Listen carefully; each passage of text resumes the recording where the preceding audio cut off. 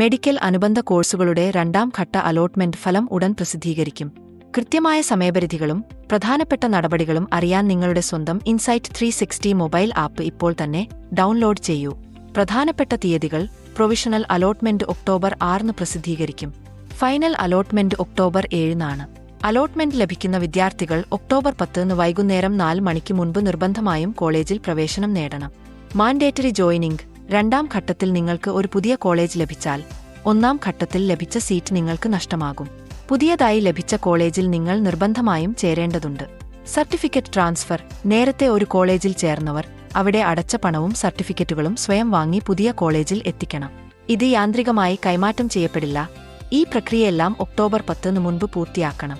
ചേർന്നില്ലെങ്കിൽ, രണ്ടാം ഘട്ടത്തിൽ അലോട്ട്മെന്റ് ലഭിച്ചിട്ടും നിങ്ങൾ പുതിയ കോളേജിൽ ചേർന്നില്ലെങ്കിൽ ഒന്നാം ഘട്ടത്തിലെ സീറ്റും രണ്ടാം ഘട്ടത്തിലെ സീറ്റും നിങ്ങൾക്ക് നഷ്ടപ്പെടും.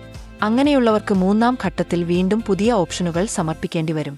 പ്രധാന അറിയിപ്പ്: ഈ രണ്ടാം ഘട്ട അലോട്ട്മെന്റ് അഗ്രികൾച്ചർ, വെറ്ററിനറി, ആയുർവേദം, ഹോമിയോപ്പതി തുടങ്ങി 11 മെഡിക്കൽ അനുബന്ധ കോഴ്സുകൾക്ക് മാത്രമുള്ളതാണ്. ഓപ്ഷൻ കൺഫർമേഷൻ: രണ്ടാം ഘട്ടത്തിൽ പരിഗണിക്കാൻ ആഗ്രഹിക്കുന്ന വിദ്യാർത്ഥികൾ ഓപ്ഷൻ കൺഫർമേഷൻ നിർബന്ധമായും ചെയ്യണം.